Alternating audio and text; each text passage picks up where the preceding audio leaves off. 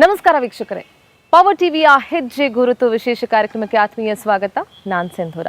ನಿಮ್ಮೆಲ್ಲರಿಗೂ ಗೊತ್ತಿದೆ, ಹೆಜ್ಜೆ ಗುರುತು ಕಾರ್ಯಕ್ರಮದಲ್ಲಿ ನಾಡಿನ ಸಾಧಕರ ಹೆಜ್ಜೆ ಗುರುತುಗಳನ್ನು ಮೆಲುಕು ಹಾಕುವಂತಹ ಒಂದು ಅಪರೂಪದ ಕಾರ್ಯಕ್ರಮ. ಕನ್ನಡ ಚಲನಚಿತ್ರರಂಗಕ್ಕೆ ಬಂದು ನಟರಾಗಬೇಕು ಅಂತ ಅಂದ್ಕೊಂಡಿದ್ರು. ಇವರು ಒಳ್ಳೆ ಆರ್ಟಿಸ್ಟ್ ಅನ್ನೋದು ಬಹಳಷ್ಟು ಜನಕ್ಕೆ ಗೊತ್ತೇ ಇಲ್ಲ. ಸೊ ಬಹಳ ಒಳ್ಳೆ ಆರ್ಟಿಸ್ಟ್, ತುಂಬ ಒಳ್ಳೊಳ್ಳೆ ಸ್ಕೆಚಸ್ ಮಾಡ್ತಾರೆ. ಅದರ ಜೊತೆಗೆ ಕನ್ನಡ ಚಲನಚಿತ್ರ ಸಂಗೀತದ ಶೋ ಮ್ಯಾನ್ ಅಂತ ಕರೆಸ್ಕೊಳ್ಳುವಂಥ the one and only Gurukiran sir ಇವತ್ತಿನ ಹೆಜ್ಜೆ ಗುರುತು ಕಾರ್ಯಕ್ರಮದ ಅತಿಥಿ. ಹಾಗಾದರೆ ಬನ್ನಿ ಅವ್ರನ್ನ ಕಾರ್ಯಕ್ರಮಕ್ಕೆ ಬರ್ಮಾಡ್ಕೊಳ್ತೀನಿ. ಗುರೂಜಿ ಅಂತಾನೆ ಅವ್ರನ್ನ ಎಲ್ಲರೂ ಕರೀತಾರೆ. ಗುರುಜಿ ನಮಸ್ತೆ, ಕಾರ್ಯಕ್ರಮಕ್ಕೆ ಸ್ವಾಗತ. Thank you. ಸೊ ಹೇಗಿದ್ದೀರಿ? ಸಕ್ಕತ್ತಾಗಿದ್ದೀನಿ. ನಿಮ್ಮ ಬಗ್ಗೆ ಒಂದು ಸ್ಪೆಷಲ್ ವಿಟಿ ಇದೆ, ಆ ವಿಟಿ ನೋಡ್ಕೊಂಡು ಬರೋಣ.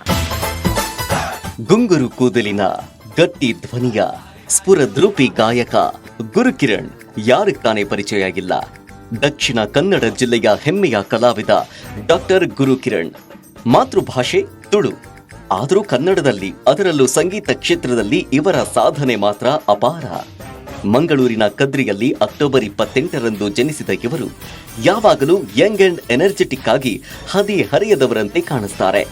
ತಮ್ಮ ಗಾಯನದ ವಿಭಿನ್ನ ಸ್ಟೈಲ್ನಿಂದ ಯುವ ಪೀಳಿಗೆಯನ್ನ ಹುಚ್ಚೆಬ್ಬಿಸುವ ಗುರು. ವಿದ್ಯಾರ್ಥಿ ದೆಸೆಯಿದ್ದಾಗಲೇ ಗೀತೆಗಳನ್ನ ರಚನೆ ಮಾಡಿ ಅದಕ್ಕೆ ತಾವೇ ರಾಗ ಸಂಯೋಜನೆ ಮಾಡಿ ಹಾಡ್ತಾ ಇದ್ರು. ಪಾಶ್ಚಿಮಾತ್ಯ ಮತ್ತು ಶಾಸ್ತ್ರೀಯ ಸಂಗೀತಗಳೆರಡನ್ನೂ ಬೆರೆಸಿ ತಮ್ಮದೇ ಆದ ಫ್ಯೂಷನ್ ಶೈಲಿಯ ಸಂಗೀತ ರಚಿಸೋದು ಇವರ ಸ್ಟೈಲ್. ಗುರುಕಿರಣ್ ಕುಟುಂಬಕ್ಕೆ ಸಂಗೀತದ ಹಿನ್ನೆಲೆಯಿಲ್ಲ. ಮಂಗಳೂರಿನ ಕದ್ರಿ ಮಂಜುನಾಥನ ದೇವಾಲಯದ ಹತ್ತಿರ ಇವರ ಮನೆ ಇದ್ದಿದ್ದರಿಂದ ಆ ದೇವಸ್ಥಾನದ ವಾತಾವರಣ ಗುರುಕಿರಣ್ರಲ್ಲಿ ಸಂಗೀತಾಸಕ್ತಿ ಬೆಳೆಯೋದಕ್ಕೆ ಕಾರಣವಾಗಿತ್ತು. ದಿವಂಗತ ಕೆ ಜಯರಾಮ್ ಶೆಟ್ಟಿ ಹಾಗೂ ಶ್ರೀಮತಿ ರತ್ನಕಾಂತಿ ಶೆಟ್ಟಿ ದಂಪತಿಯ ಹಿರಿಯ ಪುತ್ರ ಗುರುಕಿರಣ್. ಇವರಿಗೆ 3 ಸಹೋದರರು. ಬಾಲ್ಯದಿಂದಲೂ ಗುರುಕಿರಣ್ರ ಕುಟುಂಬ ವಿದ್ಯಾಭ್ಯಾಸಕ್ಕೆ ಹೆಚ್ಚು ಒತ್ತು ನೀಡುತ್ತಿತ್ತು. ಹಾಗಾಗಿ ಗುರುಕಿರಣ್ ಸಂಗೀತ ಹಾಗೂ ನಟನಾ ಕ್ಷೇತ್ರಕ್ಕೆ ಬರೋದು ಮನೆಯಲ್ಲಿ ಯಾರಿಗೂ ಒಪ್ಪಿಗೆ ಇರಲಿಲ್ಲ. ಆದರೂ 10ನೇ ತರಗತಿಯಲ್ಲಿರುವಾಗಲೇ ಗುರುಕಿರಣ್ ಸಂಗೀತಾಸಕ್ತಿ ಬೆಳೆಸಿಕೊಂಡಿದ್ರು. ಮಂಗಳೂರಿನ ಸಂತ ಅಲೋಶಿಯಸ್ ಶಾಲೆಯಲ್ಲಿ ವಿದ್ಯಾಭ್ಯಾಸ ಮುಗಿಸಿದ ಗುರುಕಿರಣ್ ನಂತರ ಬೆಂಗಳೂರಿನ ಶ್ರೀ ಸತ್ಯಸಾಯಿ ಇನ್ಸ್ಟಿಟ್ಯೂಷನ್ ಹಾಗೂ ಮಂಗಳೂರಿನ ಸರ್ಕಾರಿ ಕಾಲೇಜಿನಲ್ಲಿ ಪದವಿಯನ್ನ ಮುಗಿಸುತ್ತಾರೆ.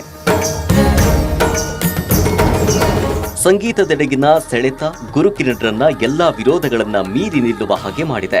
ಗುರುಕಿರಣ್ ಅವರನ್ನ ಕನ್ನಡ ಚಲನಚಿತ್ರ ಸಂಗೀತ ಲೋಕಕ್ಕೆ ಪರಿಚಯಿಸಿದ್ದು ಹಿರಿಯ ಸಂಗೀತ ನಿರ್ದೇಶಕ ವಿ ಮನೋಹರ್. ಅದಕ್ಕೂ ಮೊದಲು ಆರ್ಕೆಸ್ಟ್ರಾಗಳಲ್ಲಿ ಹಾಡೋದಕ್ಕೆ ಆರಂಭಿಸಿದ ಗುರುಕಿರಣ್ ನಟನೆಯಲ್ಲಿ ಆಸಕ್ತಿ ಹೊಂದಿದ್ರು. ವಾಸ್ತವದಲ್ಲಿ ಗುರುಕಿರಣ್ ನಾಯಕ ನಟನಾಗಬೇಕು ಅಂತ ಕನ್ನಡ ಚಿತ್ರರಂಗಕ್ಕೆ ಬಂದವರು. ಹಲವಾರು ಚಿತ್ರಗಳಲ್ಲಿ ಅಭಿನಯಿಸಿದ್ದಾರೆ ಕೂಡ. ಆದರೆ ಅದ್ಯಾಕೋ ನಟನೆ ಇವರ ಕೈ ಹಿಡಿಯಲಿಲ್ಲ. ಆದರೆ ಸಂಗೀತ ಮಾತ್ರ ಗುರುಕಿರಣ್ ಅವರನ್ನ ಬಿಡ್ಲೇ ಇಲ್ಲ. ಹಾಗಾಗಿ ನಟನಾಗಬೇಕು ಅಂತ ಬಂದವರು ಸಂಗೀತ ನಿರ್ದೇಶಕನಾಗಿ, ಹಿನ್ನೆಲೆ ಗಾಯಕನಾಗಿ ಕನ್ನಡ ಚಿತ್ರರಂಗದಲ್ಲಿ ಗಟ್ಟಿಯಾಗಿ ನೆಲೆಯೂರಿ ತಮ್ಮದೇ ಛಾಪು ಮೂಡಿಸಿದ್ದಾರೆ. 1998ರಲ್ಲಿ ಎ ಚಿತ್ರದ ಮೂಲಕ ಸಂಗೀತ ನಿರ್ದೇಶಕನಾಗಿ ಕನ್ನಡ ಚಲನಚಿತ್ರಕ್ಕೆ ಪದಾರ್ಪಣೆ ಮಾಡಿದ ಗುರುಕಿರಣ್ರ ಸಂಗೀತ ಲೋಕದ ಪಯಣ ಇಲ್ಲಿಯವರೆಗೆ ನಿಂತೇ ಇಲ್ಲ. ಇನ್ನು ಮಂಗಳೂರಿನ ಪಲ್ಲವಿಯವರನ್ನ ವರಿಸಿದ ಗುರುಕಿರಣ್ ಅವರದ್ದು ಅರೇಂಜ್ಡ್ ಮ್ಯಾರೇಜ್.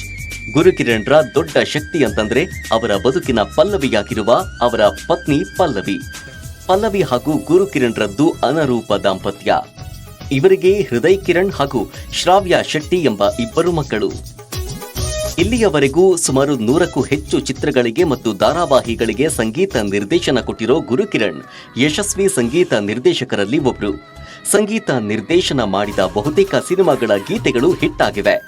ಅಲ್ಲದೆ ಪರಭಾಷಾ ಗಾಯಕರಿದ್ದರೆ ಮಾತ್ರ ಹಾಡು ಹಾಗೂ ಸಿನಿಮಾ ಗೆಲ್ಲುತ್ತೆ ಅನ್ನೋ ಧೋರಣೆಯಿದ್ದ ಸಮಯದಲ್ಲಿ ಕನ್ನಡದ ಹಲವು ಗಾಯಕರಿಗೆ ಅವಕಾಶ ಕೊಟ್ಟು ಹೊಸ ಗಾಯಕರನ್ನ ಸಿನಿಮಾ ಇಂಡಸ್ಟ್ರಿಗೆ ಪರಿಚಯಿಸಿದ ಕೀರ್ತಿ ಗುರುಕಿರಣ್ರಿಗೆ ಸಲ್ಲುತ್ತೆ. ಉಪೇಂದ್ರ ನಿರ್ದೇಶನದ ಉಪೇಂದ್ರ ಚಿತ್ರಗಳೂ ಸೇರಿದಂತೆ ಆಪ್ತಮಿತ್ರ, ಆಪ್ತ ರಕ್ಷಕ, ಅಪ್ಪು, ಚಿತ್ರ, ಕರಿಯ, ಜೋಗಿ, ಮೈಲಾರಿ ಸೇರಿದಂತೆ ಹಲವು ಹಿಟ್ ಸಿನಿಮಾಗಳಿಗೆ ಸಂಗೀತ ನಿರ್ದೇಶನ ಮಾಡಿದ್ದಾರೆ. ರಾಜ್ಯ ಪ್ರಶಸ್ತಿ, ಫಿಲ್ಮ್ ಫೇರ್ ಪ್ರಶಸ್ತಿ ಸೇರಿದಂತೆ ಹಲವು ಪ್ರಶಸ್ತಿಗಳು ಗುರುಕಿರಣ್ರನ್ನ ಅರಸಿ ಬಂದಿವೆ. ಕನ್ನಡ ಚಲನಚಿತ್ರ ಸಂಗೀತ ಲೋಕದ ದಿಗ್ಗಜ ಗುರುಕಿರಣ್ರವರ ಹೆಜ್ಜೆ ಗುರುತುಗಳನ್ನ ಹೆಮ್ಮೆಯಿಂದ ದಾಖಲಿಸುತ್ತಿದೆ ಪವರ್ ಟಿವಿ. ಐ ಥಿಂಕ್ ನಿಮ್ಮ ಆಟಿಟ್ಯೂಡ್, ಅಟೈರ್, ಆ ವೇ ಆಫ್ ಲಿವಿಂಗ್ ಎಲ್ಲಾನು ನೋಡಿನೇ ನಿಮ್ಮನ್ನ the show man of Kannada music industry ಅಂತ ಹೇಳ್ತಾರಾ, ಹೇಗೆ? ಐ ಡೋಂಟ್ ನೋ ಏನ್ ಕರೀತಾರೆ ಗೊತ್ತಿಲ್ಲ, ಯಾಕಂದ್ರೆ ಒಬ್ಬೊಬ್ರು ಒಂದೊಂದು ಹೆಸರು ಕರೀತಾರೆ. Okay. But it's I am just enjoying life, simple one word ಅಲ್ಲಿ ಹೇಳ್ಬೇಕು. ಹೆಜ್ಜೆ ಗುರುತು ಕಾರ್ಯಕ್ರಮದಲ್ಲಿ ನಿಮ್ಮ ಹೆಜ್ಜೆ ಗುರುತನ್ನ ದಾಖಲಿಸೋದಕ್ಕೆ ಪವರ್ ಟಿವಿಗೆ ತುಂಬಾನೇ ಪ್ರೌಡ್ ಫೀಲಿಂಗ್ ಇದೆ. ಎಲ್ರಿಗೂ ನೀವು ಒಬ್ಬ ಒಳ್ಳೆ ಮ್ಯೂಸಿಕ್ ಡೈರೆಕ್ಟರ್ ಅನ್ನೋದು ಗೊತ್ತಿತ್ತು, ಸಿಂಗರ್ ಅನ್ನೋದು ಗೊತ್ತಿತ್ತು, ಎಸ್ ಆಕ್ಟಿಂಗ್ ಕೂಡ ಗೊತ್ತಿತ್ತು, ಬಟ್ ಒಳ್ಳೆ ಆರ್ಟಿಸ್ಟ್ ಅನ್ನೋದು ಡೆಫಿನೆಟ್ಲಿ ನಂಗೆ ಗೊತ್ತಿರಲಿಲ್ಲ, ಬಟ್ ಆ ವಿಚಾರ ತಿಳ್ಕೊಂಡೆ. ಸೊ ಚೈಲ್ಡ್ಹುಡ್ ಯಾವ ರೀತಿ ಇತ್ತು? ಮಂಗಳೂರಿನ ಕದ್ರಿಯಲ್ಲಿ ನಿಮ್ಮ ಜನನ ಆಗತ್ತೆ.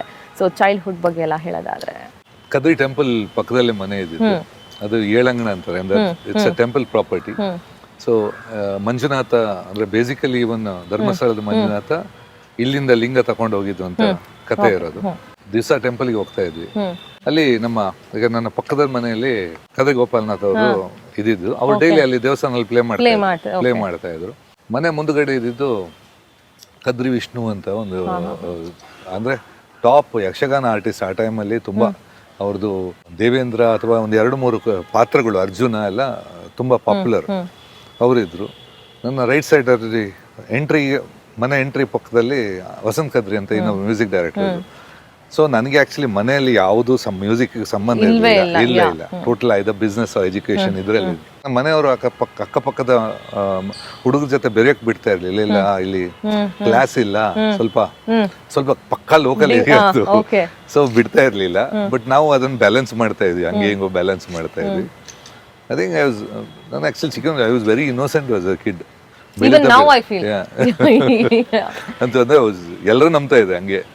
ದೊಡ್ಡ ಫ್ಯಾಮಿಲಿ, ಬ್ರದರ್ಸ್, ನೀವೇ ದೊಡ್ಡವರು ಮನೆಯಲ್ಲಿ, ಅಂಡ್ ಮೋಸ್ಟ್ ಫೇವ್ರೆಟ್ ನಿಮ್ಮ ದೊಡ್ಡಮ್ಮ ಅಂತ ಕೇಳ್ಪಟ್ವಿ. ಸೊ ಅವ್ರು ನಿಮ್ಮನ್ನು ಬೆಳೆಸೋದು. ಸೊ ಚೈಲ್ಡ್ಹುಡ್ ಅಂತ ಬಂದಾಗ, ಫ್ಯಾಮಿಲಿ ಅಂತ ಬಂದಾಗ, ಸೊ ಅದ್ರ ಬಗ್ಗೆ ನೀವು ಹೇಳೋದಾದ್ರೆ. ಈಗ ನನ್ನ ತಂದೆ ಅವರು ಏರ್ಫೋರ್ಸ್ ಅಲ್ಲಿ ಇದ್ರು. ಸೊ ಏನಾಗತ್ತೆ ಅಂದ್ರೆ ಟ್ರಾನ್ಸ್ಫರಬಲ್ ಜಾಬ್ ಒಂದ್ ಕಡೆಯಿಂದ ಒಂದು, ಆಮೇಲೆ ಎಲ್ಲ ಹೋದಲ್ಲಿ ಎಜುಕೇಶನ್ ಪಕ್ಕ ಅಂತ ಸಿಗೋದು ಪ್ರಾಬ್ಲಮ್ ಆಗತ್ತೆ. ಈಗ ಮಮ್ಮಿ ಏನಾಗಿದ್ರು, ಅವರು ನಾನು ಆಕ್ಚುಲಿ ಪ್ರೈಮರಿ ಸ್ಕೂಲ್ ಇರುವಾಗಲೇ ಅವರಿಗೆ ಬೆಂಗಳೂರಲ್ಲಿ she was deputy director of college education ಅಂತ. It was a good post. So ಅವರು ಈ ಕಡೆ ಶಿಫ್ಟ್ ಆದ್ರು.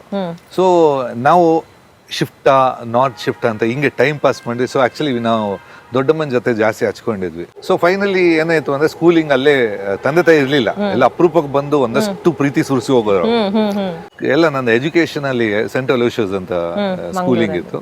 ಸೊ ಅಲ್ಲೇ ಎಜುಕೇಶನ್ ಆಯಿತು. ಸೊ ಇಟ್ ವಾಸ್ ಕಾಲೇಜಲ್ಲಿರುವಾಗ is more into sports. ಇಲ್ಲ ಕೆಲವರು ಹೇಳ್ತಾರೆ ಇಲ್ಲ ನಾನು ಮ್ಯೂಸಿಕಲ್ ಇದ್ದೆ ಅಲ್ಲಿ. ನಾನು ಬೆಂಗಳೂರಿಗೆ ಹಾಕಿ ಆಡಕ್ಕೆ ಬಂದಿದೆ ಸ್ಕೂಲ್ ಟೀಮಲ್ಲಿ. I think football, kho kho, I was in lot of kabaddi captain ಆಗಿದೆ. So it was more of sports up to 10th standard. ಆಮೇಲೆ ಲೈಫ್ ಚೇಂಜ್ ಎ ಲಾಟ್.